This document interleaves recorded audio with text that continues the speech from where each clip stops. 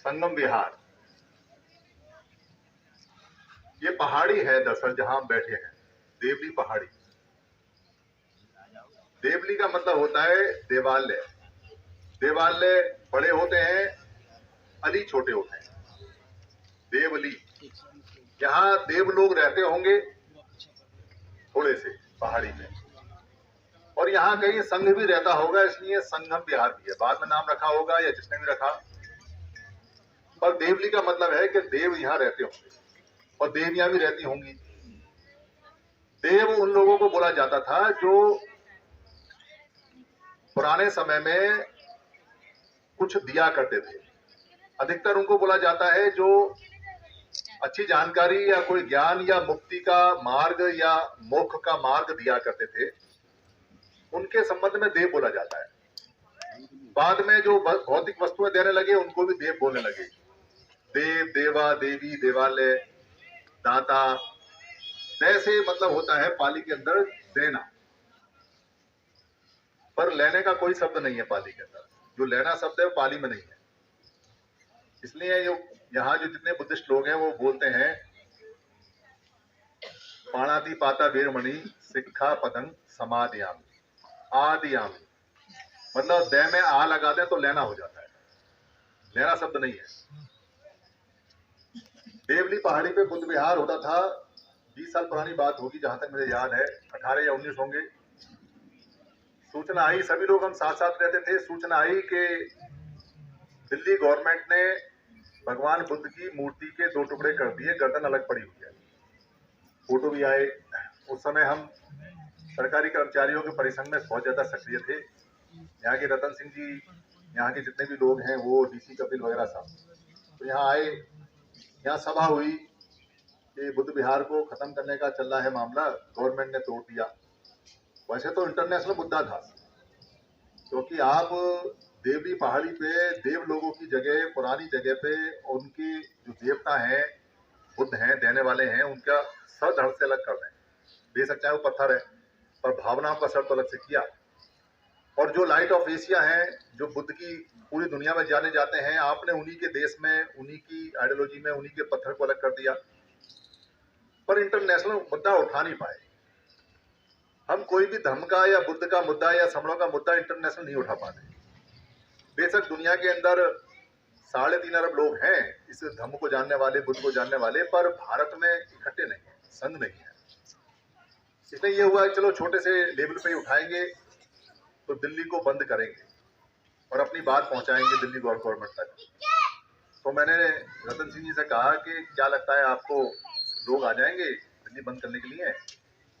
वो भी बहुत तेज दिमाग के आदमी है। उन्होंने कहा मैंने ऐसी चाल चली है कि लोग आएंगे, आप चिंता ना करो, मामला बहुत संगीन है। तो डेट फिक्स हो गई। डेट फिक्स हो गई तो वहाँ प्रदर्शन करने के लिए, प्रदर्शन के लिए किसी को कहा नहीं, क्योंकि राइट है संविधान के अंदर, जब चाहे जब प्रदर्शन कर सकते हैं। और यहाँ से वो लोगों को लेके आए, कुछ लोग हम मिले, सारे लोग मिले, परिसंघ के सारे लोग मिले, सरकारी कर्मचारियों की यूनिटी बहुत अच्छी थी। तो वो जो कोटला फिरोज शाह का जो चौराया है, जिसको अजमेरी गेट वाला बोलते, दिल्ली गेट वाला, वो बंद कर दिया। वहाँ से सेक्रेट की तरफ बढ़े, सेक्रेट बंद कर दिया। तो कांग्रेस की गवर्नमेंट थी, वो जल्दी मान जाती है, तो उन्होंने कहा ठीक है बैठ के बात कर लेते हैं। बात हुई तो ये बना के दिया उन्होंने। मैं आपको इसलिए कह रहा हूँ, हालांकि बहुत सारी जमीन चली गई हमारी, मैं ये बात इसलिए आपको बता रहा हूँ कि संघ था तो ये छोटा सा मिल गया, संघ नहीं होता तो ये नहीं मिलता। अगर बड़ा संघ होता तो सारा मिल जाता, और बहुत बड़ा संघ होता तो किसी की हिम्मत नहीं कि आपकी तरफ कोई निगाह भी उठा के देख लेता, चाहे वो गवर्नमेंट हो चाहे कोई। मतलब जितने ज्यादा लोग आप संघ में इकट्ठे रहेंगे उतनी ज्यादा सुरक्षा रहेगी आपकी जमीन की, जायदाद की, बच्चों की, पैसे की, धैले की, नौकरी की, इज्जत की। और जितनी कम संख्या में आप इकट्ठे रहेंगे उतनी ही सुरक्षा कम मिलेगी। संघों में सुरक्षा तो होती है, पर संख्या के अनुपात में होती है कि आपकी संख्या कितनी है कितनी नहीं। पुराने साथी हैं हमारे, क्योंकि हम पहले, खासतौर से मैं पहले बहुत सक्रिय रहता था दिल्ली में, अभी दिल्ली के बाहर हूँ, तो विद्यार्थी जी थोड़े नाराज हो गए। अभी थोड़ी उम्र हो गई है, तो कहने लगे आप आते जाते नहीं हैं, आप सिर्फ वीडियो में दिखाई देते हैं, ऐसे काम नहीं चलेगा, आप ना बिल्कुल दिखाई दिए। मैंने कहा आ जाए, पहले तो आते नहीं थे, दिखाई दिए। बात उनकी सही है, क्योंकि दिल्ली के बाहर जाए, सैटरडे संडे मिलता है, या तो दिल्ली के बाहर जाए या यहाँ जाए। सारे कार्यक्रम हमारे लोगों के सैटरडे संडे में ही होते हैं। 5 दिन हम अपना काम करते हैं रोजी रोटी का, 2 दिन हम इसका काम करते हैं मिलने का, जुड़ने का। पर हम काम कर रहे हैं, बाकी लोग भी काम कर रहे हैं। पर ये लोग जो काम कर रहे हैं यहाँ, वो भी अच्छा काम है, हम जो बाहर कर रहे हैं वो भी अच्छा काम है, पर दोनों काम बेकार है अगर दोनों साथ नहीं है। दोनों काम की कोई वैल्यू नहीं अगर बाहर वाले लोग, घर वाले लोग सब आपस में ना मिले, ना बैठे, ना उठे। तो उनको बताया कि भाई देखो, हम अलग अलग बिखरे हुए हैं, हम एक साथ नहीं हैं। दिल्ली में हमारा बुद्ध विहार टूटा तो महाराष्ट्र से आवाज नहीं उठी। महाराष्ट्र में इतने सारे बुद्ध विहार हैं, त्रिपुरा में इतने सारे बुद्ध विहार हैं, जो हमारे इधर ऊपर हिमाचल प्रदेश से ऊपर चले जाते हैं, JNK में, लद्दाख में, वहाँ के बुद्ध विहार हैं, गुजरात में बुद्ध विहार है, पर बात नहीं उठी क्योंकि हमारा सिस्टम ही नहीं है, डेवलप ही नहीं है। यहाँ अक्सर हम देखते हैं कि जो दूसरे लोग हैं जिनको हम बमड़ बोलते हैं, तो उनसे पूछते हैं क्या हुआ, तो वो कहते हैं कि अभी फोन पे बात मत करो बहन जी, थोड़ी देर बात कर लेना, मेरा ध्यान भटकता है, आपका तो फिर है ही ध्यान यहाँ पर, मेरा ही भटकता है। तो क्या हुआ, पूछते हैं कि भाई हॉस्पिटल में ये काम पड़ा इंदौर के में, बड़ी मुश्किल है। तो वो लोग कहते हैं कोई मुश्किल नहीं है, इंदौर वाले साथी को हमने फोन कर दिया, आप हॉस्पिटल से चले जाइए, मेरा डॉक्टर वहां पर परिचित है, वहाँ उसका एडमिशन हो जाता है, उसका इलाज हो जाता है। इंदौर वाले की कोई समस्या आती है हिसार के अंदर, वो कहता है बच्चे का वहाँ नौकरी लगी है, कि कोई बात नहीं भेज दीजिए, वहाँ मेरा परिचित है, उसको कमरा भी मिल जाता है, उसको वहाँ डिपार्टमेंट में आदमी मिल जाते हैं। उनको समस्या आती है कि उनके रेल छूट गई है उनकी, तो वो कहते हैं यहाँ फंस गया हूँ, तो कहते कोई बात नहीं, स्टेशन मास्टर मेरा परिचित है, मैं उसको फोन कर देता हूँ। उनका नेटवर्क है, उनका सिस्टम है, वो एक दूसरे से कनेक्टेड है, वो एक दूसरे को जानते हैं, शकल से नहीं जानते, पर वो अपने सिस्टम के, अपने संघ के थ्रू पूरे देश में जानते हैं। उनका कोई काम नहीं रुकता और कोई काम उनका महंगा नहीं होता, वो एक दूसरों के घरों में जाकर रुकते हैं, उनके काम पूरे देश में चलते हैं। पर हमारा काम हमारे देश में नहीं चलता, हमारा काम तो दिल्ली में भी चलता। दिल्ली में अगर हमें यहाँ से विश्वास नगर में जाना हो तो कोई ब्रांच है, किसी की कोई जान पहचान का तो ठीक है, वरना तो घूमते रहो। किसी को चांदनी चौक में कोई काम हो तो लुट के जाएगा, पिट के जाएगा, कोई मोल भाव तेज करके आएगा, क्योंकि हमारे लोग हैं पर नेटवर्क नहीं है। चांदनी चौक की हर दुकान में हमारा एक समड़ बैठा हुआ है, 2 समड़ बैठे हुए, 3 बैठे हुए, जो लेबर का काम करते हैं। लाला सिर्फ बैठ के पैसे काटता है, पर माल को देना, माल को बताना, माल अच्छा है, माल खराब है, ये सब हमारे समझ करते हैं। पर नेटवर्क नहीं हमारा, हम पहचानते नहीं, इसलिए हम अगर काजू भी लाते हैं वहां से खरीद तो पुराना काजू ले आते हैं, महंगे दामों में ले आते हैं। अगर हमारी पहचान हो समझ से तो वो सस्ता काजू दिलाए, हमें बढ़िया दिलाए और धंधा के दे दे और खुद भी 2 पैसे बचा ले। अब जैसे हमारे सागर साहब बैठे हुए हैं, वो काम करते हैं प्रिंटर का, अब जिनको प्रिंटर की सेवा लेनी है उनसे ले लो, पर अगर आप वो नेटवर्क में नहीं है, जानते नहीं है, तो वो भी सेवा को सस्ते में नहीं दे पाएंगे, बढ़िया भी दे पाएंगे, अच्छी भी दे पाएंगे, भरोसे भी दे पाएंगे। तो नेटवर्क कहाँ है आपका, जाल कहाँ है आपका, आप एक दूसरे से जुड़े हुए कहाँ हो? अगर आप एक दूसरे से जुड़े हुए नहीं हो तो आपको सुविधाएं कैसे मिलेंगी, आपको फायदे कैसे मिलेंगे? डिपार्टमेंट के अंदर आपके बच्चे की नौकरी लगी और अपॉइंटमेंट लेटर नहीं आता है और आप किसी को जानते नहीं वहाँ डिपार्टमेंट में, तो आपको जानकारी मिलेगी। आप 1000-2000 रुपए खर्च करोगे तो भी उनकी जानकारी मिलेगी। पर आपका नेटवर्क है, आपका कोई संघी बैठा हुआ है, आपका कोई समण बैठा हुआ है, तो आपने क्या करना है, आपने सिर्फ समण संघ में सूचना देनी है, भाई मेरे बच्चे का फलाने डिपार्टमेंट में अपॉइंटमेंट लेटर अटका पड़ा है, कोई वहां हो तो बताओ। तो फौरन कोई ना कोई जवाब दे देगा, मैं उस मिनिस्ट्री में बैठा हुआ हूँ, मैं उस डिपार्टमेंट में बैठा हुआ हूँ। हर डिपार्टमेंट में आधे से ज्यादा लोग हमारे हैं, समण आज भी, आधे से ज्यादा आज भी समण है। पर आप कितनों को जानते हो, मैं कितनों को जानता हूँ, हम कितनों को जानते हैं? हमें शादी ब्याह में दिक्कत आती है, हमें पारिवारिक रिश्तों में दिक्कत आती है, व्यापार तो हम कर नहीं पाते क्योंकि हमारे नेटवर्क नहीं है। ये नेटवर्किंग का जो काम है, ये आपको राजा बना सकता है रंग से। इस नेटवर्किंग पे कोई काम करने नहीं देगा आपको, क्योंकि नेटवर्किंग यानी जो संघ है, अगर आप संघ में स्थापित हो गए, संघ में जुड़ गए, तो आपको तो मजे आ जाएंगे, आपके काम तो फ्री में होने शुरू हो जाएंगे, आप तो बहुत ही से अपने काम को आगे बढ़ा लोगे। दिल्ली यूनिवर्सिटी में आपको पता चल जाएगा कौन कौन HOD आपके समण है, कौन कौन प्रोफेसर आपके समण है, डिपार्टमेंट में कौन कौन बैठा हुआ है, तो आपके बच्चे के एडमिशन हो जाएंगे, वैकेंसियां खत्म नहीं हो सकती। इसलिए नेटवर्किंग और संघ दोनों एक बात है। नेटवर्किंग और संघ दोनों नाम एक है, काम एक है। हमें अपने फायदे के लिए जुड़ना है, हमें अपने बच्चों की तरक्की के लिए जुड़ना है। यहाँ इतनी बड़ी सभा बैठी है, इतना बड़ा संघ बैठा है, कोई बता दे कि बिना जुड़े कोई फायदा हो सकता है? तो कोई बता दे कि जब तक आप सब लोगों को जान पहचान नहीं रखोगे तो किसी का कोई फायदा हो सकता है क्या? यहाँ एक समरी बैठी हुई है, उनकी एक बेटी है जो गोरखपुर में एमडी कर रही है। अब ऐसी बातों से उन्होंने बायोडाटा भेजा तो दूसरे समर संघ ने पकड़ लिया, संघ ने पकड़ लिया, अरे ये बेटी आपकी गोरखपुर में एमडी कर रही है, ये जो डॉक्टर है ये तो मेरी भतीजी है जो उसको एमडी करा रही है। पहले वो उसको अलग तरह से देखती थी और जब से पता चला कि समरा समरी एक है, दोनों समरी एक है, उनका माँ बेटी जैसा रिश्ता हो गया, तो कैसे ना उसके काम अच्छे होंगे। तो संघ में जुड़ेंगे तो काम तेजी से होते हैं, तो फायदा होते हैं। तो चाहे आईएएस हो, चाहे पीसीएस हो, चाहे लेबर हो, चाहे मजदूर हो, चाहे रिटायर्ड हो, चाहे बूढ़ा हो, चाहे जवान हो, काम तो सबके पड़ते हैं।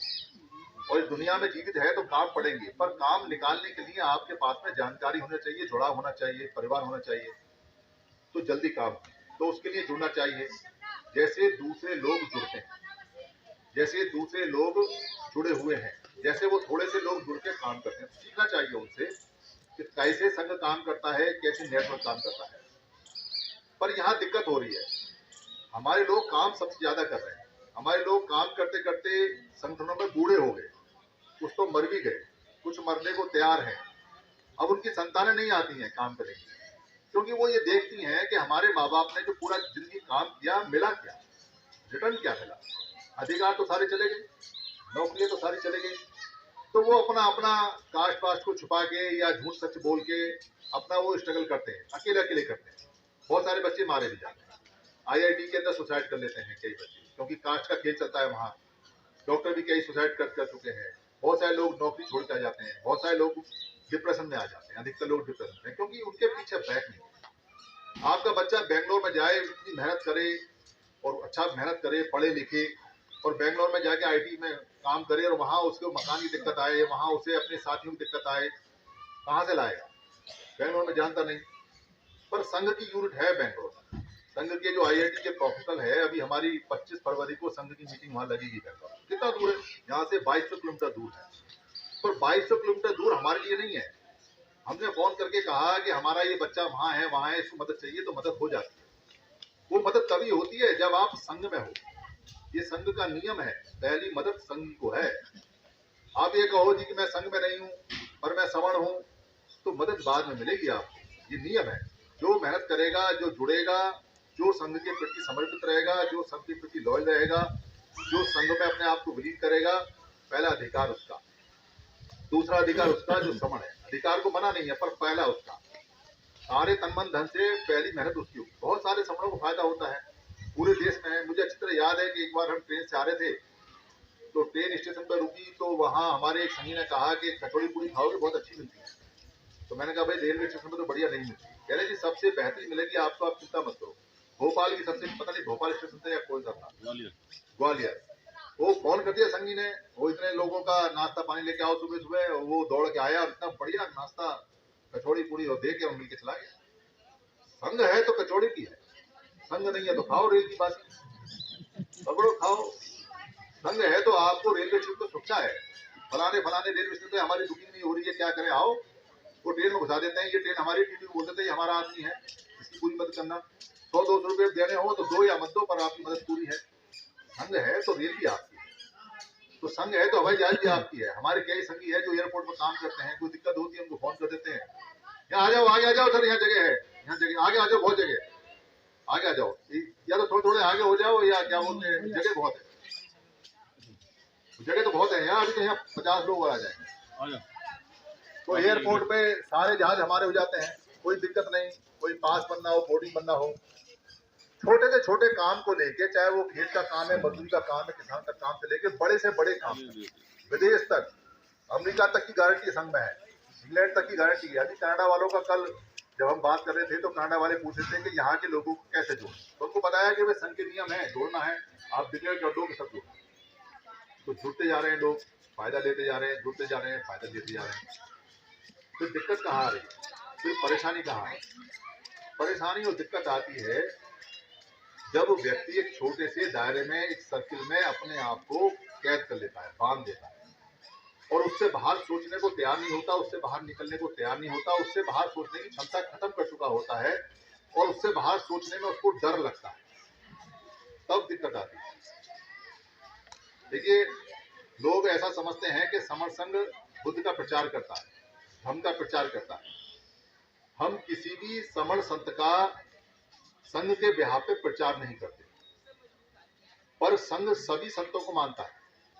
आप ध्यान रखना, समण संघ सभी समण महापुरुष संत जितने भी हैं, चाहे वो कबीर साहब हैं, चाहे वो बुद्ध साहब हैं, चाहे वो अम्बेडकर साहब हैं, चाहे काशीराम साहब हैं, चाहे वो गाडगे साहब हैं, चाहे वो नामदेव हैं, चाहे वो गुरु हरिदास हैं, चाहे वो गुरु चांद ठाकुर हैं, चाहे गुरु हरचंद ठाकुर हैं, चाहे वो बाबा रामदेव हैं, चाहे वो गरीबदास हैं, चाहे गोविंददास हैं, चाहे वो जितने भी संत हैं, जो भी संत हैं, चाहे बिरसा मुंडा हैं, हम सभी को मान्यता देते हैं, हम सभी को नमन करते हैं, क्योंकि वो सारे समण हैं।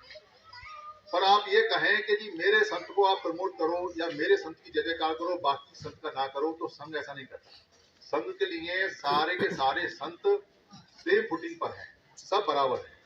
संघ अपने संतों में ना छोटा करता है ना बड़ा करता है, ये नियम है सारे। और किसी संत ने ये कभी नहीं कहा कि संतों में टकराव करना आपस में, या संतों को छोटा बड़ा करना या ऊंच नीच करना। लोगों ने किया है, संतों ने नहीं किया। इसलिए समण संघ के लिए सारे संत मान्य है, गणमान्य है, उनको मानता है और सबकी मान्यता रखता है, सबकी जय जयकार करता है, क्योंकि सारे समण संतों ने एक ही काम किया है, लोगों को इकट्ठा करने का काम किया है, पर एक का काम नहीं करता। इसलिए संघ अपने सारे समण संतों को नमन करता है। तो यहाँ हम अधिकतर बात जो करते हैं वो संघ की करते हैं, तो इसलिए कई लोगों को ऐसा परसेप्शन जाता है, ऐसी परछाई जाती है कि बुद्ध ने कहा है संघं शरणं गच्छामि, तो हम बुद्ध के संघ की बात कर रहे हैं। हम बुद्ध के संघ की बात नहीं करते, क्योंकि बुद्ध का जो संघ है वो धार्मिक संघ है, वो धम्म के लोगों का है, वो धार्मिक, आज के समय जो लोग बोलते हैं धार्मिक, उसका संघ है। वो एक लोगों को धम्म सिखाने का है। धम्म जो है वो इंडिविजुअल होता है, यानी कि अगर मैं धम्म सीखता हूँ या धम्म को अपनाता हूँ तो वो मुझे ही फायदा देगा, मेरे बच्चे को भी फायदा नहीं देगा, मेरे माता पिता को भी देगा, क्योंकि धम्म जो अडॉप्ट करता है उसको फायदा देता है। बोधि जिसको आती है वो उसी के लिए आती है। ऐसा नहीं है कि बुद्ध को बोधि प्राप्त हुई तो सबको बोधि प्राप्त हो, ऐसा नहीं है। बोधि की शरण में जाना है, बोधि सीखना है, ये बात ठीक है, पर बोधि के उच्चतम लेवल को प्राप्त करने के लिए हर एक व्यक्ति का इंडिविजुअल मामला है, हर एक व्यक्ति को अकेले मिलेगी। ऐसा नहीं है कि बुद्ध को बोधि प्राप्त होगी तो उनकी माता को भी प्राप्त होगी, उनके पिता को प्राप्त होगी, नहीं होती ऐसे।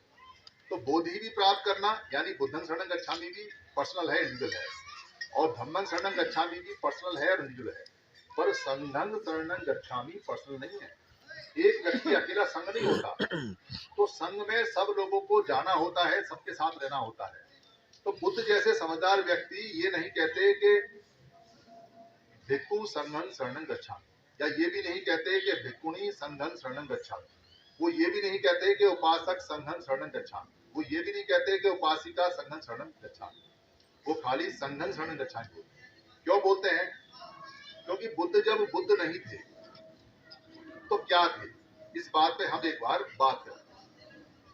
देखिए, यहाँ भारत के अंदर एक भी आदमी साहब काशीराम का भक्त नहीं था, जब तक काशीराम साहब नहीं थे या उन्होंने मूवमेंट नहीं चलाई, तो कोई नहीं कहता था कि गर्व से कहो कि मैं काशीराम। अभी तो हम व्हाट्सएप में पढ़ते हैं कि लोग कहते हैं मैं काशीराम, जय काशीराम, पर जब वो पैदा नहीं हुए या जब तक उन्होंने मूवमेंट नहीं चलाई तब तक कोई भी ये नहीं कहता था। और पुराने लोग जानते हैं कि वो काशीराम के उनके इन्फ्लुएंस में है, या उनके भक्त हैं, या उनके अनुयायी हैं। ठीक है, ऐसे ही लगभग 113 साल पहले डॉक्टर अम्बेडकर का भी कोई अनुयायी, कोई भक्त पूरे भारत में, पूरी दुनिया में था, क्योंकि डॉक्टर अम्बेडकर ही नहीं थे। ठीक ऐसे ही 5-5.5 साल पहले तक कोई गुरु नानक का भक्त नहीं था, कोई यहाँ सिख भी नहीं था। पूरे भारत में, पूरी दुनिया में ना कोई सिख था, ना ही कोई गुरु नानक को मानने वाला था, ना ही कोई गुरुद्वारा था, ना ही सिखिज्म था। और उससे पहले अगर आप जाएं तो 600 और 700 साल पहले ना ही कोई रविदासी था, ना ही कोई कबीरदासी था, ना ही कोई संतों की वाणी का मानक, क्योंकि सारे संतों का लगभग 600 से 700 750 पहले तक का मामला है, तो कोई था भी नहीं। तो इसका मतलब 750 700 साल पहले कोई रविदासी भी नहीं था। कोई कबीर वाला भी नहीं था, कोई कबीरपंथी नहीं था, कोई नामदेवी नहीं था। और थोड़ा पहले जाते हैं तो 1400 साल पहले तक पूरी दुनिया में कोई मुसलमान भी नहीं था, क्योंकि मोहम्मद साहब का जो जन्म है वो 1400 कुछ साल का है, तो कोई भाई नहीं मुसलमान। तो और थोड़े से पहले जाते हैं तो कोई दुनिया में 2023 साल पहले ईसाई नहीं था, क्योंकि जो कैलेंडर चलता है 2023 वो ईसा से चलता है। तो ईसाई नहीं थे, तो ईसाई कौन था? कोई ईसाई नहीं था। तो 2600 साल पहले कोई बुद्धिस्ट भी नहीं था, कोई बौद्ध भी नहीं था, बौद्ध शब्द भी नहीं था। और 2600 में अगर 19 साल जोड़ते, क्योंकि महावीर 19 साल बड़े थे, तो कोई जैन भी नहीं था।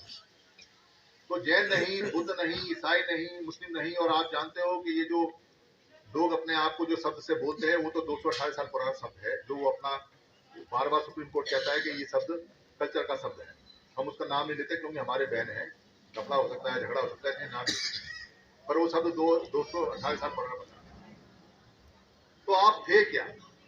आप बुद्ध नहीं, आप ईसाई नहीं, आप जैन नहीं, आप सिख नहीं, आप रविदासी नहीं, आप अम्बेडकरवादी नहीं, आप काशीरामवादी नहीं, तो आप थे क्या? ये सवाल अगर आप सीख लें और कर लें और जान लें और इस पर मनन कर लें और चिंतन कर लें, तो आपको इसका जवाब डॉक्टर अम्बेडकर की किताब में मिलेगा। डॉक्टर अम्बेडकर अपने भगवान बुद्ध और धम्मा में लिखते हैं कि सिद्धार्थ गौतम को 21 साल की उम्र में जब वो लड़के से जवान हुए तो उनको शपथ दिलाई गई कि आपको संघ में आना है, संघ का मेंबर बनना है, तो ये इसकी टर्म्स और कंडीशन है। उन्होंने एक्सेप्ट करी टर्म्स कंडीशन, तो वो साक्य श्रमण गणराज्य संघ में आए और उसके मेंबर बने। संघ की बात नहीं मानी तो संघ हाथ लगा तो उसकी सजा भी मिली। बाद में बुद्ध बनने के बाद में अपना धार्मिक संघ बनाया, जो उसके नियम बनाए। तो समण संघ पुरानी व्यवस्था है, पुरानी चलती है, उसके नियम भी बुद्ध ने बताए हैं, जो बच्चों के साथ वार्तालाप में 7 अपरिहार्य नियम बताए। जो बुद्धिस्ट लोग हैं वो जानते नहीं जानते तो पढ़ सकते हैं। मैगस्थनीज की इंडिका के अंदर है और संपत के अंदर समण बमणा का बहुत जिक्र है, यानी वो समण बताते हैं और बमण बताते हैं। तो हम लोगों को ये बात अपने दिमाग से साफ तरह से सीख लेनी चाहिए कि हम जब बुद्ध नहीं थे, जैन नहीं थे, सिख नहीं थे और भारत में रहते थे तो क्या थे? तो वो किताबें बताती हैं कि हम समण थे। और ये जो बमण नाम है ये हमने दिया है। बमण बाहर से लोग आए, क्योंकि बम माने होता है उल्टा। जैसे कहते हैं ना, बम आ रही है, बमती आ रही है, बमन आ रही है, उल्टी को बोलते हैं। तो उल्टी व्यवस्था वाले लोगों को हमने बम कहा और बमण के नाम से हमने सब जगह इनको बोला, तो ये सारे लोग इकट्ठे हो गए बमण के नाम से। इसलिए उन्होंने अपना नाम बदल लिया बाद में, बमण से ब्राह्मण कर दिया, ब्राह्मण कर दिया। ब्राह्मण है, ब्राह्मण है, पाली में क्या है। पर समण हमारा समणा समणी समण से सामने भी बना हुआ है, समण भी बना हुआ है, समण बना हुआ है। समण से बहुत सारे शब्द हमारे बने। तो हमारी जो आइडेंटिटी है, जो पहचान है, वो समण है। और समण को बदलकर उन्होंने श्रमण कर दिया। श्रमण हमारा शब्द नहीं है, डॉक्टर अम्बेडकर की 16वां वॉल्यूम है, वो उठा के देख सकते हो आप, जहाँ श्रमण को समण करके बताया गया है। तो हम समण लोग हैं। तो समण लोगों का पुराना संघ रहा है, और समण लोग जब तक अपने संघ में रहे तब तक वो राजा रहे, तब तक उनके सारे चीजें रहे। पर उनके टुकड़े होने के बाद में जातियों में बदल गया और ये जातियों में काम चल रहा है। अब हमें दिक्कत कहाँ आ रही है? दिक्कत हमें ये आ रही है कि हमारे महापुरुषों ने, खासतौर से डॉक्टर अम्बेडकर ने, ज्योतिबा फुले ने, पेरियार साहब ने, जो और भी आजकल के हैं जो हमारे लोग हैं, उन लोगों ने हमको सही मायने में इकट्ठा होने के लिए कहा था। ऑर्गेनाइज माने होता है इकट्ठा होना, संघ बनाना। तो हमारे लोगों ने इकट्ठा होने का प्रक्रिया की। बाबा साहब अम्बेडकर ने एक धर्म का भी काम दिया, उसमें लोग इकट्ठे शुरू हुए। एक उन्होंने वॉलंटियर फौज के लिए समता सिंह दिया, उसमें लोग इकट्ठे हुए। उन्होंने एक राजनीतिक पार्टी भी दी, उसमें भी लोग इकट्ठे हुए। उन्होंने एक समता समाज संघ के नाम से बनाने का सोचा था, वो बना नहीं पाए क्योंकि तब तक वो एक्सपायर थे। उन्होंने पीपल्स एजुकेशन सोसाइटी भी दी ताकि हमारे कॉलेज वगैरह बन सके। इकट्ठा होने के लिए कहा। तो हमारे लोगों ने इकट्ठा होने के लिए बहुत मेहनत की, बहुत मेहनत की। पर ज्यादा मेहनत जो बुरी हो जाती है, कई आपने पता ना कि वो अति का धूप नहीं है, अति की छाया ठीक नहीं, अति का खाना ठीक नहीं, अति का रोना ठीक नहीं, अति किसी की ठीक नहीं। उन्होंने इकट्ठा होने के लिए 29 लाख संगठन बना दिए। 29 लाख। धम्म के हजारों संगठन हैं, धम्म की हजारों संस्थाएं हैं, और तो और भिक्षुओं के हजारों मत हैं, अलग अलग चलते हैं, संस्थाएं हैं, सबके अलग अलग काम हैं, सबके अलग अलग बैंक खाते हैं, सबके अलग अलग कार्यक्रम होते हैं। राजनीतिक पार्टी टूट के कई सौ हजार हो गई। जो सामाजिक संगठन थे वो हर साल टूट टूट के वो हजारों की संख्या में हो गए। जो हमारे सरकारी कर्मचारियों के संगठन थे वो टूट टूट के हजारों हो गए। जिनकी रजिस्टर्ड संख्या 29 लाख है, 4 लाख ही एक्टिवेट है। तो इतने सारे संगठन बने, इतनी सारी संस्थाएं बनी, तो फायदा ज्यादा होना चाहिए। नियम ये कहता है कि किसी टोकरी में अगर 29 लाख अमरूद है तो 29 लाख अमरूद अगर एक उसमें 250 ग्राम का भी हो तो कितना वजन हो जाता है, कितना वजन हो जाता है। पर यहाँ तो टोकरी खाली अमरूद है ही। तो ये सिद्धांत को समझना पड़ेगा कि ज्यादा संगठन होने से अधिकार जा रहे हैं या आ रहे हैं, या बच रहे हैं या बढ़ रहे हैं। आप अगर 70 साल का ग्राफ उठा लोगे तो आप ये पाओगे कि हमने चंदा बहुत दिया, हमने यात्राएं बहुत की, हमने पैसा बहुत दिया, हमने रैलियां बहुत की, हमने सम्मेलन बहुत किए, हमने बुद्ध विहार में चीवरदान बहुत किए, हमने रैलियां बहुत निकाली। हम प्रचार प्रसार में कम नहीं है, हम व्हाट्सएप पे पूरे दिन कर लगे रहते हैं, हमारे पोस्टर प्रचार बहुत आ रहे हैं। और भारत में क्या, दुनिया में सबसे ज्यादा मूवमेंट अगर होती है तो हमारे लोगों की होती है। ये रिकॉर्ड है, ये रिकॉर्ड है कि सबसे ज्यादा कार्यक्रम हम लगाते हैं। हर तरह के कार्यक्रम लगाने का कंपटीशन है, कंपटीशन चलता है कार्यक्रम लगाने का। तेरा कार्यक्रम था तो हमारा और अच्छा होगा। तो कार्यक्रम का कंपटीशन है, कार्यक्रम लग रहे हैं, तो अधिकार क्यों नहीं बच रहे? इसको कोई भी कार्यक्रम लगाने वाला या कोई भी संस्था आपको जवाब देने को तैयार नहीं है। ना तो आप पूछते और ना वो जवाब देते। पूछने वाले पूछते नहीं, इसलिए जवाब देने वाले बच जाते हैं।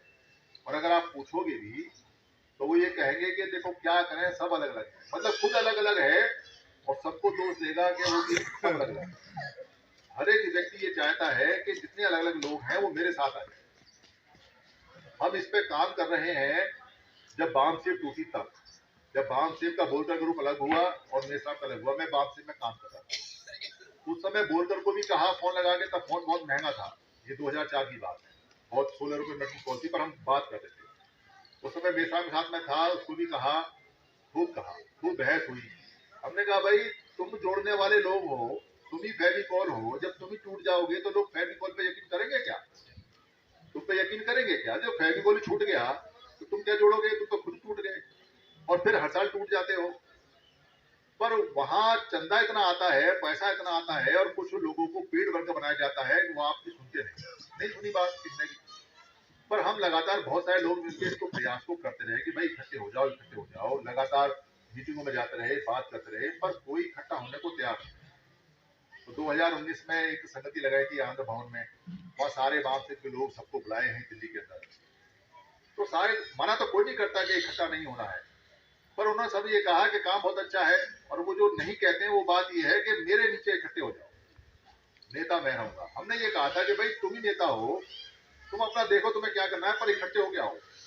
पैसा एक जगह आना चाहिए, लोग एक जगह आने चाहिए, कार्यक्रम एक होना चाहिए। एक शहर में एक कार्यक्रम धर्म का है तो एक होना चाहिए। डॉक्टर अम्बेडकर की जयंती है तो एक होनी चाहिए, डॉक्टर अम्बेडकर की मरणतिथि है तो एक होनी चाहिए, हमारा अगर जीवनदान है तो एक होना चाहिए, पूरे शहर में एक होना चाहिए, फिर शहरों का मिलकर स्टेट में होना चाहिए, और फिर पूरा एक राजधानी होना चाहिए, पर एक होना चाहिए। एक संस्था होनी चाहिए, एक तरीका होना चाहिए, एक अकाउंट होना चाहिए, और सारे मिलकर उसमें काम करो।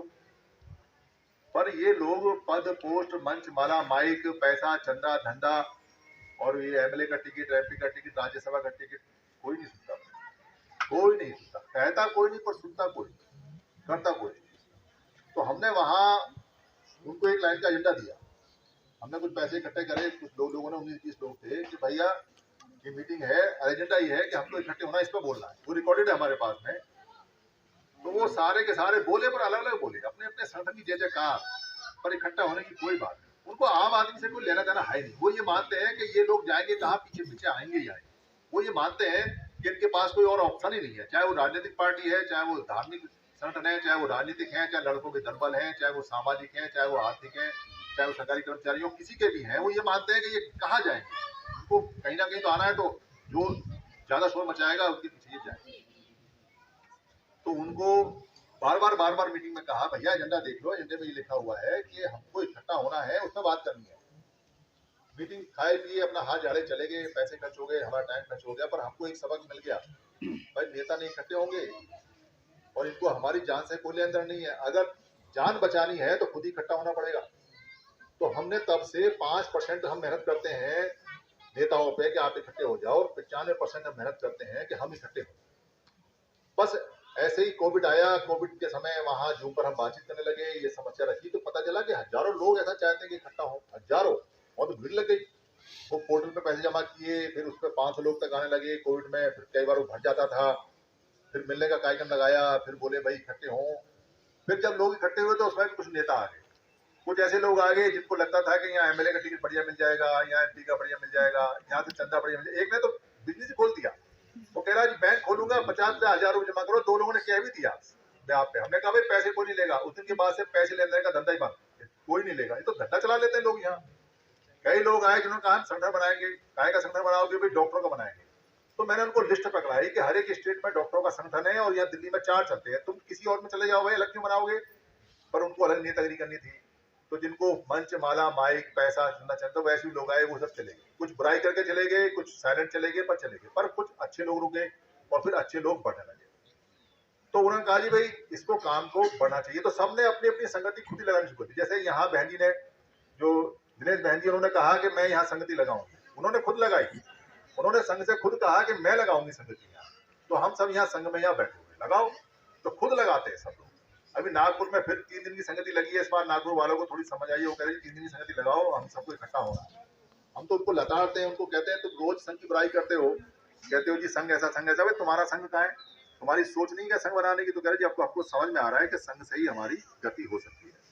तो काम बढ़ने लगा, काम बढ़ने लगा। तो साथ में जो हमारे और संगठन चल रहे हैं उनके नेताओं को थोड़ा परेशानी होने लगी। तो सवाल जवाब आते हैं, तो हम पिछले 3 साल से उनके सारे सवालों के जवाब देते हैं। जिसको समझना ही नहीं है उसको हम नहीं समझा सकते। हमारी तो औकात क्या, उसको डॉक्टर अम्बेडकर नहीं समझा सकते, उसको तो बुद्ध भी नहीं समझा पाए। बुद्ध भी बहुत सारे लोगों के सामने चुप ही हो गए। पर जो टेक्निकल सवाल है, जिनको जमीन पर रह लेना चाहिए, उन सबके सवालों के जवाब है और यहाँ जवाब दिए जाते हैं। जिसको अपने मंच, माला, पद, पोस्ट और पोजीशन और संस्थापक अध्यक्ष और फलाना ढेराना से प्यार हो चुका है और जो इस मद में पागल हो चुका है, वो तो उसको संघ समझ में नहीं आता। और जिसको ये समझ में आता है कि जब तक हम इकट्ठे नहीं होंगे हम बचेंगे नहीं, उसको समझ में आता है। तो संघ ये कहता है कि भाई सब लोगों को इकट्ठा होना है। संघ ये नहीं कहता कि आपको समर संघ में इकट्ठा होना है, क्योंकि समर संघ में ना तो इसमें चंदा है, ना इसमें पैसा है, ना इसमें पद है, ना इसमें पोस्ट है। इसमें सिर्फ समर संघ ही है, काम करता है। और टेम्परेरी समितियां बनती हैं, 1 साल के लिए, वो भी काम करना होता है। किसी का नाम नहीं जाता, किसी व्यक्ति का पोस्ट नहीं छपता, किसी का कहीं कुछ नहीं होता और राजनीति में जा नहीं सकता यहाँ। और ना कोई माला है, ना कोई सत्कार है, ना कोई पोस्ट है, ना कोई ऊपर है, ना कोई नीचे, सब बराबर है यहाँ। तो यहाँ तो काम करना है, मर जाना है, काम करना है, मर जाना है। क्यों? क्योंकि पुराने संघों की जो हिस्ट्री उठाते हैं, बुद्ध से पहले, बुद्ध के समय और बुद्ध के बाद भी, तो वहां भी कोई व्यक्ति नहीं है आपको संघ नायक मिलेगा, कोई संघ नायक नहीं मिलेगा। सब संघ को नमन करते हैं, व्यक्ति को कोई नमन नहीं करता। तो ये काम जैसे करना है, वो तो यहाँ आ रहे हैं और जो कुछ देर से आ रहे हैं, कुछ घूम के आ रहे हैं, कुछ फिर के आ रहे हैं। तो संघ का काम समझ में आने लगा कि भाई हमको इकट्ठा होने के लिए एक साथ आने आना है। तो गुजरात के अंदर यूनिटें बन गई हर जिले के अंदर। गुजरात के लोग बड़े डेडिकेटेड हैं, वो लगातार काम कर रहे हैं, शाखाएं बनानी शुरू करनी उन्होंने, वो लगातार काम कर रहे हैं। मध्य प्रदेश में काम शुरू हो गया, महाराष्ट्र में काम शुरू हो गया, छत्तीसगढ़ में इस पर काम शुरू हो गया। दिल्ली में थोड़ा स्लो है। दिल्ली में स्लो का एक कारण बता देता हूँ आपको। दिल्ली में अधिकतर लोग बाहर के आए हुए हैं और अधिकतर अपने अपने संगठनों से लगे हुए हैं। उनको कई बार कहते हैं कि भाई आओ मिलकर बैठक कर लें, बात कर लें। तो उनको लगता है कि समर संघ भी एक संगठन ही है। उनको लगता है अरे ये समर संघ आज का, और हम तो कितने पुराने संगठन हैं, हम तो कितने पुराने। उनको बार बार बताते हैं भाई संघ में और संगठन में जमीन आसमान का अंतर होता है, इसको समझ लो। इसको हम समझाते हैं, उनको बताते हैं कि देखो संगठन जो बनता है वो किसी व्यक्ति की सोच से बनता है। एक व्यक्ति होगा या 2-3 उसके रिश्तेदार होंगे, कमरे में बैठेंगे, कहेंगे भाई एक संगठन बनाना है। पहले वो उसके पदाधिकारी बनते हैं, अध्यक्ष बनते हैं, कैशियर बनते हैं, जनरल सेक्रेटरी बनते हैं। फिर वो उसको रिकॉर्ड करते हैं स्टेटमेंट को, फिर उसका एक वो बनाते हैं, क्या बोलते हैं, पूरा परफॉर्मा बनाते हैं। फिर उसको रजिस्ट्रार ऑफिस में जमा करा के आते हैं, वहाँ पैसे जमा करते हैं, उसके उद्देश्य लिखते हैं, उसका खाता खुलता है। वो पदाधिकारी बाद में चाहे भले उसके मालिक हो या ना हो, अलग बात है, क्योंकि अधिकतर संगठनों के लोग मालिक बन जाते हैं और वो छोड़ते नहीं, मर जाते हैं पर छोड़ते नहीं। फिर कोई और संगठन बन जाता है। फिर उनके उद्देश्य बड़े लिमिटेड होते हैं, बहुत बड़े उद्देश्य नहीं होते हैं। संगठन के अंदर व्यक्तियों की चलती है, वो सांघिक प्रक्रिया में सबसे नहीं पूछते कि हमको क्या नियम बनाना है, क्या नहीं बनाना है। वो बंद कमरे में नियम बनाते हैं और जो उनको पसंद हो वो बनाते हैं। आप संगठन से हिसाब नहीं ले सकते खर्चे का। किसी भी संगठन ने आज तक कोई हिसाब नहीं दिया और संगठन कभी भी आप लोगों से पूछ के या हम लोगों से पूछ के नहीं बना। संगठन लोग अपनी मर्जी से बनाते हैं। संघ के अंदर सांघिक सहमति नहीं होती, लोगों की सहमति नहीं होती। जैसे एक राजनीतिक पार्टी है, अब एक राजनीतिक पार्टी बनी, डॉक्टर अम्बेडकर ने कहा है कि इनको राजनीति जाना चाहिए, जाना चाहिए। राजनीति में हाँ आप नियम बनाएंगे, अच्छी बात है, होना चाहिए समूहों का प्रतिनिधित्व, तो राजनीतिक पार्टी बन गई। अब वो उन्होंने खुद बनाई या आपने आपकी सहमति से बनाई, पर बन गई। अब कोई दूसरा व्यक्ति आए वो कहे मैं राजनीतिक पार्टी बनाऊंगा, तो अगर वो हमसे पूछने आएगा, यानी संघ से पूछने आएगा, आपसे पूछने आएगा, तो आप क्या कहोगे? हम में से कोई भी आदमी ये नहीं कहेगा कि दूसरी राजनीतिक पार्टी बननी चाहिए। हम में से हर एक आदमी ये कहेगा भैया पहली बारी में क्या दिक्कत आई, भैया बैठ के बात कर लो, भैया बताओ, दोनों बैठ जाओ, बताओ। अब दोनों में से एक तो सही होगा और एक गलत होगा, तभी तो झगड़ा हुआ है। या दोनों सही होंगे? दोनों सही होते तो अलग अलग क्यों बनाते? और दोनों अगर गलत हैं तो फिर हमारे किस काम के हैं? तो भैया फैसला तय कर लो। फिर तीसरा बंदा आ रहा है राजनीतिक पार्टी बनाने के लिए, हम उससे पूछते, तो हमसे अगर पूछते तो हम ये कहते भाई देखो लड़ो या मरो ये तुम जानो, पर राजनीतिक पार्टी एक रहेगी, इतना हमें पता है। और जिसको लगता है कि वो गलत है वो भाग जाओ छोड़ के। ऐसे जो धम्म के लोग हैं, जो धम्म का काम करते हैं, हम उनसे कहते हैं भैया भगवान बुद्ध ने अपने संघ को कभी तोड़ने नहीं दिया। उनका खुद का चचेरा भाई आनंद जब संघ को तोड़ के ले गया 500 आदमियों को, तो वो खुद उन्होंने अपने 2 आदमी भेजे, उन 500 लड़कों को बुलाया सामने नेहरू को, और अपने आनंद जो जो उनका चचेरा भाई था देवदत्त, तो उसको कभी वापस संघ में लिया नहीं। संघ घात में वो मर गया सड़ के, पर वापस नहीं लिया क्योंकि उसने संघ को तोड़ा। और बुद्ध ने अपने संघ को कभी तोड़ने दिया नहीं। भाई तुम काहे संघों को अलग अलग लेके चलते हो? तुम क्यों अपनी संस्थाओं के टुकड़े करते हो? तुम्हें धम्म में ऐसा क्या मिलता है जो तुम धम्म की भी संस्थाओं के टुकड़े करते हो? मतलब धम्म में भी धमाधम कर रहे हो। पर राजनीतिक तो समझ में आता है कि तुम नेता बनोगे, एमपी बनोगे, एमएलए बनोगे, पैसा आएगा, ताकत आएगी, लोग सलाम करेंगे, पर धम्म में भी मतलब कैसा धम्म सीखते हो कि तुम धम्म के भी टुकड़े करके चलते हो? तुमको शर्म नहीं आती भाई? और तुम एक्सेप्ट कैसे कर लेते हो और विरोध क्यों नहीं करते हो? ऐसे लड़कों के दल पर है। समता सैनिक दल को वॉलंटियर फोर्स के लिए बनाया था, लोगों की सुरक्षा के लिए डॉक्टर अम्बेडकर ने, उसका कोई संविधान नहीं बनाया। पर यहाँ 3 चलती हैं, यूपी में 3 चलती हैं, नागपुर में अलग चलती है, मुंबई में अलग चलती है। भाई तुम कैसा सत्ता सेंटर चलाते हो? तुम कितने टुकड़े करोगे बाबा साहब के? जरा बताओ जरा, तुमको शर्म नहीं आती? जिस डॉक्टर अम्बेडकर ने पूरी जिंदगी लगा दिया तुमको समझाने में, तुम उन्हीं के टुकड़े करते हो और बड़े फख्र से कहते हो मेरा सत्ता सैनिक दल, मेरा प्रधान ये, मेरा प्रधान ये। तुमको कोई डंडे नहीं मारता, कोई दिखाता नहीं, तुमको कोई आईना नहीं दिखाता। ऐसे ही सरकारी कर्मचारियों के एक एक दफ्तर में, सेम दफ्तर में, जैसे बीएसएनएल है, 3 एसोसिएशन चल रही है, एलआईसी में 2 चल रही है, सीपीडब्ल्यूडी में अलग चल रही है। तो तुम सरकारी कर्मचारियों में तुम लड़ते क्यों हो? तुम इकट्ठे हो जाते तो तुम सारे जीत जाते। अब तुम्हारी हालत यह है कि तुम्हारे डिपार्टमेंट ही बिक गए, तुम्हारे डिपार्टमेंट ही प्राइवेट हो गए, तुमको जबरदस्ती बीआरएस पकड़ा दिया, तुम अपने डिपार्टमेंट ही बचा पाए। तुम इकट्ठे होते तो डिपार्टमेंट ही बच जाते, नौकरियां बच जाती, तो तुम हमारे बच्चों की नौकरी उठा। सब जगह ये चल रहा है। सामाजिक संगठनों में बाम सेब हर साल टूटती है। और भी संगठन है, 40 टुकड़े बाम सेब पे टूटते अलग अलग। कोई कहने वाला नहीं, सुनने वाला नहीं। क्यों? क्योंकि वो पूछते नहीं ना हमसे। जो संघ है उसको पूछते नहीं। संघ का तो इस्तेमाल, लोगों का तो इस्तेमाल 2 काम के लिए करते हैं, चंदा दे जा और फलाने दिन कार्यक्रम है, फलाने दिन आ जाओ, और तेरे पैसे इकट्ठे करूंगा उसमें चंदे में और तेरे को रोटी खिलाऊंगा, ज्यादा बोलेगा तो हड़का दूंगा तेरे को। इस काम के लिए करते हैं। तो भाई रे, इससे समस्या बढ़ रही है या घट रही है? और दूसरे लोगों की तारीफ करते हैं, दूसरे लोगों का कहते हैं उनका संघ ऐसे करता है, उनका संघ ऐसे तो करेगा ही। वो संघ में है, तुम संगठन में हो। संगठन कभी जीत नहीं सकते, संगठन छोटे से काम के लिए होते हैं, और संघ कभी हारते नहीं। ये प्रकृति का सिद्धांत है। मधुमक्खी छोटी सी है पर संघ में रहती है, अगर चिपट जाए तो खा जाएगी आपको। और शेर अगर अकेला भी है जंगल में और अकेला जा रहा है तो कुत्तों का झुंड, कुत्तों का संग उसको फाड़ खा जाएगा। मतलब आप शेर हो सकते हो, आप बहुत ताकतवर हो सकते हो, बहुत समझदार हो सकते हो, अशोक के 4 सिंह हो सकते हो, पर आपको रहना पड़ेगा अशोक के सिंह की तरह साथ ही। शेर भी अगर जंगल में अकेला चलता है तो भेड़ियों का झुंड, कुत्तों का झुंड उसको फाड़ देता है। तो शेरों को भी साथ रहना पड़ता है भाई। इसलिए इस मुगालते बना रहे हैं कि अलग अलग संगठन है वो शेर हैं तो बच जाएंगे, इसलिए अलग अलग संगठन सारे खत्म हो रहे हैं। आज की प्रेजेंस ये है कि लोग कार्यक्रम लगाते हैं और लोग उनको सुनने भी नहीं आते, क्योंकि लोगों के अधिकार नहीं बचे, लोग मायूस हो गए, लोग परेशान हो गए।